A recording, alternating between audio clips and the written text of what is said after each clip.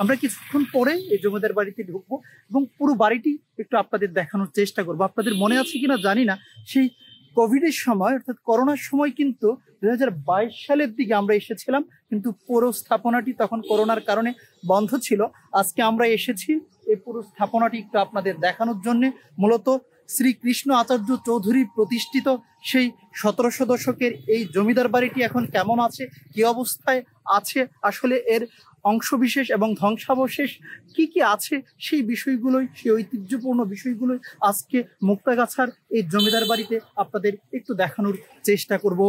মুক্তাগাছার ঐতিহ্যবাহী সেই জমিদার বাড়ি, যে জমিদার বাড়ির সাথে আসলে একটা সুড়ঙ্গ পথ রয়েছে ময়মনসিংহের শশী লজের।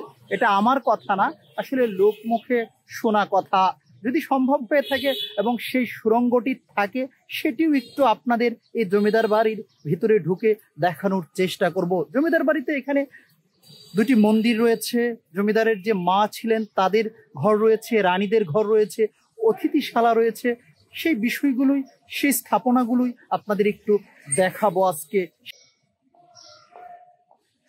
ওরা ভিতরে ঢুকে গেছি, একটু আপনাদের পুরো ভবনটি দেখাবো। আপনাদের বলছিলাম যে এতক্ষণ বাহির থেকে কথা বলছি, এই হচ্ছে জমিদার বাড়ির যে নমুনা, তখনকার দিনের যে দরজা জানালা, তখনকার দিনের যে স্থাপনা।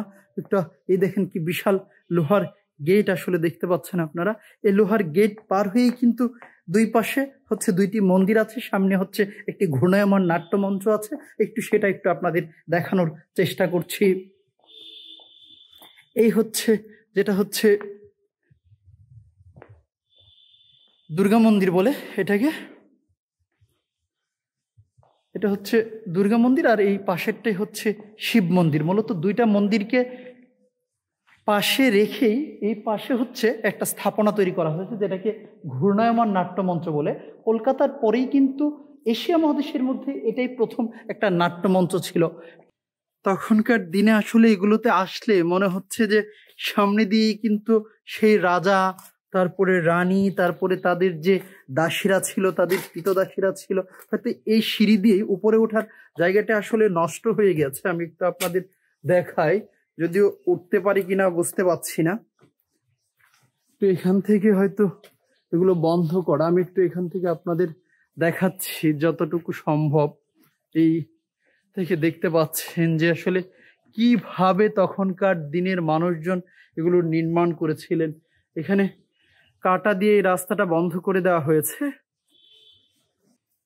আমার পিছনেই দেখতে পাচ্ছেন যে এই ঐতিহ্যবাহী, ঐতিহ্যপূর্ণ আসলে এই নিদর্শনগুলো কিন্তু ধীরে ধীরে ধ্বংস হয়ে যাচ্ছে। আমাদের যে ভবিষ্যৎ প্রজন্ম আছে, তারা হয়তো অনেকেই এই স্থাপনাগুলো সম্পর্কে তারা আর কিছুদিন পরে জানতে পারবে না। কারণ আপনারা দেখতে পাচ্ছেন যে এই স্থাপনাটার এই কিছু লোহা ছাড়া, কিছু কংক্রিটের ইট ছাড়া, আর এই পুরাতন টিনগুলো ছাড়া কিন্তু প্রায় সবগুলোই ধ্বংস হয়ে গিয়েছে। আমরা আমাদের যে অতীত ঐতিহ্য আসলে সেগুলো রক্ষা করতে অনেক জায়গায় কিন্তু ব্যর্থ হয়েছি।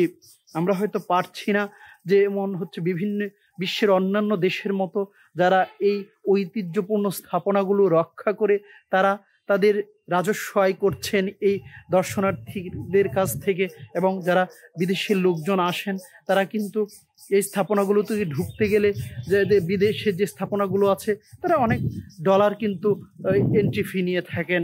আমরা একটু আপনাদের আজকে মুক্তাগাছার যে ঐতিহ্যবাহী জমিদার বাড়ি আছে, সেই শ্রীকৃষ্ণ আচার্য চৌধুরীর বংশধরদের হাত ধরে গোড়াপত্তন হয়েছিল এই মুক্তাগাছা শহরে, সেই মুক্তাগাছার জমিদার বাড়িটাই একটু আপনাদের দেখানোর চেষ্টা করছি। কথা বলছি ঐতিহ্যবাহী মুক্তাগাছা উপজেলার সেই মুক্তাগাছা জমিদার বাড়ি থেকে, যেটা 1700 শতকে স্থাপন করা হয়েছিল। তারপর অষ্টাদশ শতকের এক বিরাট ভূমিকম্পে কিন্তু এই স্থাপনাটা বেশ কিছু ক্ষতিগ্রস্ত হয়েছিল, প্রায় অনেকটাই ক্ষতিগ্রস্ত হয়েছিল। তারপরে সেটাকে আবার সংস্কার করে তখনকার যারা জমিদার ছিলেন তারা কিন্তু এই সেটাকে তারা তারপর আবার পুনঃস্থাপন করেছিলেন। আমার পিছনে যে ঘরটি দেখতে পাচ্ছেন, এটি হচ্ছে এখানকার যারা জমিদাররা ছিলেন তাদের মায় যারা মা ছিলেন সেই মায়েদের জন্য এই ঘরটি ব্যবহার করা হতো। বর্তমানে প্রায় ঘরটি একবারে ধ্বংস হয়ে গিয়েছে। এগুলার যে আসলে তখনকার দিনে যে বিভিন্ন লোহার রড এবং ইট পাথর তারপরে হচ্ছে চুন সুরকি দিয়ে তারা যে স্থাপনাগুলো নির্মাণ করেছিল সেই অবশিষ্টাংশগুলোই কিন্তু এখন এখানকার আছেন, যারা দর্শনার্থী আছেন তারা কিন্তু এই ধ্বংসাবশেষগুলোই এই ইটগুলোই তারা দেখার জন্য আসলে এখানে আসেন, যে তখনকার দিনে রাজা জমিদারদের যে আচার ব্যবহার ছিল, তাদের জীবনাচরণ ছিল, সেটা আসলে এই স্থাপনাগুলো দেখলেই কিন্তু আমরা বুঝতে পারি, উপলব্ধি করতে পারি তাদের জীবন কেমন ছিল, তাদের চলাফেরা কেমন ছিল। সেই বিষয়গুলোই কিন্তু আজকে বীরবাংলা চ্যানেলে আপনাদের তুলে ধরার চেষ্টা করছি। দেখতে পাচ্ছেন যে অর্থাৎ মূল বাড়িটি ছিল, এটাই ছিল কিন্তু জমিদারদের মূল বাড়ি। আসলে এখানে 16 জন জমিদার তাদের জমিদারি প্রথা তাদের এই দায়িত্ব পালন করেছেন, তাদের মূল বাড়ি হিসেবে এটাই ছিল। আর এখানকার যে বিভিন্ন স্থাপনাগুলো আছে, যারা অন্যান্য স্থাপনাগুলো আছে, সেখানে কিন্তু অনেক সরকারি বিভিন্ন ভবন তৈরি করা হয়েছে, সরকারি নানা স্থাপনা তৈরি করা হয়েছে, সরকারি বিভিন্ন প্রতিষ্ঠান এখানে তৈরি করা হয়েছে। আমরা পুরো বাড়িটি একটু আজকে বীরবাংলা চ্যানেলের দর্শকদের জন্য আপনাদের দেখানোর চেষ্টা করছি।